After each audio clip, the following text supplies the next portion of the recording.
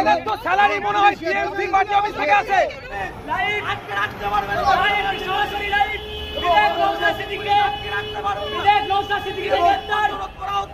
নওশাদ সিদ্দিকীকে কোনো দিন আটকে রাখতে পারবে না, কারণ এ ক্ষমতা আমার রাজ্যের রাজ্য সরকারের নাই।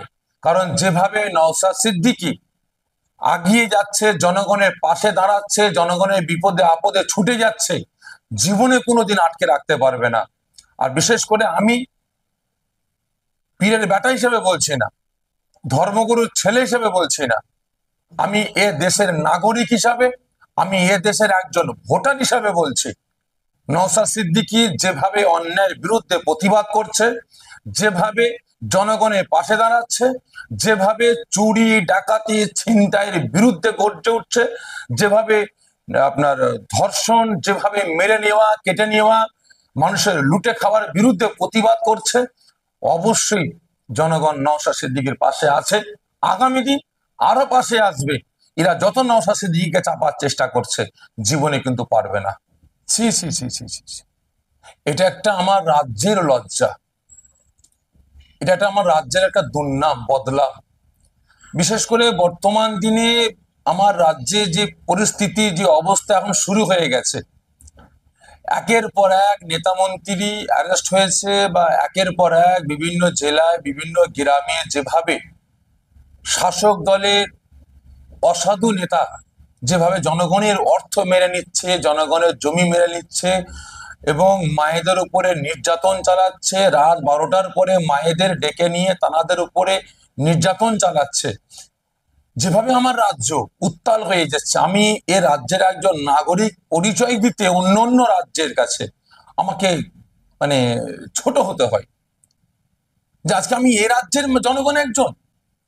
বিশেষ করে দীর্ঘদিন ধরে জনগণের আপনার সন্দেশখালী জনগণের জমি, টাকা পয়সা, ভেড়ি ইত্যাদি লুট করে নিয়েছে যে সকল আসামিরা, তাদের কি এখনো পর্যন্ত আমার রাজ্য সরকার বা রাজ্য সরকারের পুলিশ প্রশাসন অ্যারেস্ট করতে পারলো না।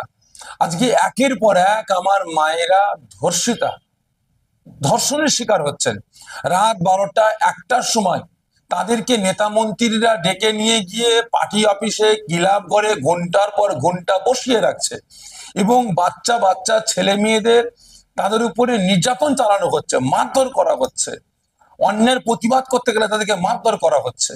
তাহলে এ অন্যায় রোকার জন্য একের পর এক বিভিন্ন দলের নেতা কর্মীরা তারা সন্দেশখালীতে যাচ্ছে, তাদেরকে রোকা হচ্ছে। আজকে বিশেষ করে আমি অবাক হয়ে গেলাম যে আমি কোন রাজ্যে বসবাস করছি। আমি অবাক হয়ে গেলাম যে আজকে নওশাদ সিদ্দিকী দেশ দশকে রক্ষার জন্য তিনি একটা দল তৈরি করেছেন, আইএসএফ দল তৈরি করেছেন। তিনি সেই দলের একজন প্রতিনিধি হিসাবে, কমান্ডার হিসাবে তিনি যাচ্ছেন সন্দেশখালী জনগণের মানুষের পাশে, তাদের দুঃখ, তাদের কষ্ট সমস্ত কিছু শোনার জন্য। কিন্তু তিনি যখন যাচ্ছেন, তেনাকে আজকে অ্যারেস্ট করেছে পুলিশ প্রশাসন, বলছে আপনি 144 ভঙ্গ করেছেন। তাহলে 144 ধারা ভঙ্গ করেছে কোথায়? সন্দেশখালীতে বেশ কিছু জায়গায়, কিছু কিছু জায়গায় যেখানে গরম জায়গা সেখানে 144 ধারা আছে, বাকি টোটাল জায়গায় হাইকোর্টের মানে ঘোষণা অনুযায়ী 144 ধারা তুলে নেওয়া হয়েছে। তাহলে নওশাদ সিদ্দিকীকে অ্যারেস্ট করলো কোথায়? সায়েন্স সিটির কাছে। তাহলে সায়েন্স সিটি থেকে আপনার সন্দেশখালী নানা করে প্রায় 60 থেকে 70 কিলোমিটার রাস্তা। তাহলে 70 কিলোমিটার আগে তেনাকে অ্যারেস্ট করা হলো। তার মানে কি নওশাদ সিদ্দিকী কি ভয় পাচ্ছে? নওশাদ সিদ্দিকীর যেভাবে জনবল বাড়ছে, নওশাদ সিদ্দিকীর পাশে যেভাবে হিন্দু, মুসলমান, দলিত, আদিবাসী মানুষ নওশাদ সিদ্দিকীর পাশে চলে আসছে, নওশাদ সিদ্দিকীকে সাপোর্ট করছে, এটা কি ভয় পাচ্ছে? আমার তো মনে হচ্ছে ভয় পাচ্ছে। না হলে এভাবে নওশাদ সিদ্দিকীকে অ্যারেস্ট করতে পারতো না। আজকে আমার রাজ্যের শাসক দলের নেতারা তেনারা গেলেন, দমকল মন্ত্রী থেকে নিয়ে আরো অনেক তাবো নেতারা সেখানে গেলেন, গিয়ে জনগণের পাশে গেলেন, জনগণের কথাবার্তা শুনলেন, জনগণের বাড়িতে গেলেন, কারো বাড়ি চা খেলেন, কারো বাড়ি ভাত খেলেন, কত কি করে নাটক করে চলে আসলেন। কিন্তু বিরোধী দলের মানুষেরা, সে সিপিএম বলেন, কংগ্রেস বলেন, আপনার আইএসএফ বলেন, বিজেপি বলেন, যতগুলো দলের মিম বলেন, কর্মীরা যখন যাচ্ছে তাদেরকে রোকা হচ্ছে, কারণটা কি? তাহলে ডালমে কুচ কালা হয়। তাহলে নিশ্চয়ই ওখানে কিছু একটা জিনিস গোপন আছে নাকি? ওখানে কি হিরেমতি মুক্তা আছে যে অন্য অন্য দলের লোকেদের যেতে দেওয়া যাবে না, তারা গিয়ে ওখান থেকে নিয়ে চলে আসবে, তারা ওখানে গিয়ে ভান্ডা ফাটিয়ে দেবে?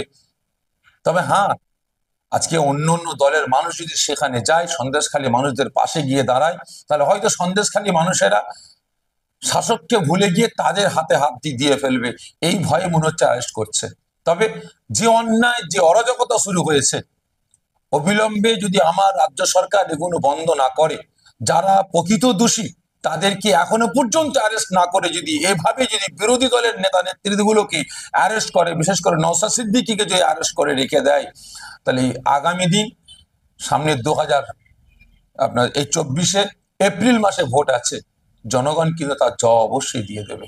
বিশেষ করে আমি ফুরফুরা দরবার শরীফের একজন পীরজাদা হিসাবে, এ দেশের নাগরিক হিসাবে আমি আমার রাজ্য সরকারের কাছে, পুলিশ প্রশাসনের কাছে এবং পুলিশ মন্ত্রীর কাছে আমি অনুরোধ করব, অবিলম্বে আমার রাজ্যে বিভিন্ন জেলায় বিভিন্ন গ্রামে যেভাবে অন্যায় অরাজকতা শুরু হয়েছে অবিলম্বে বন্ধ করা হোক।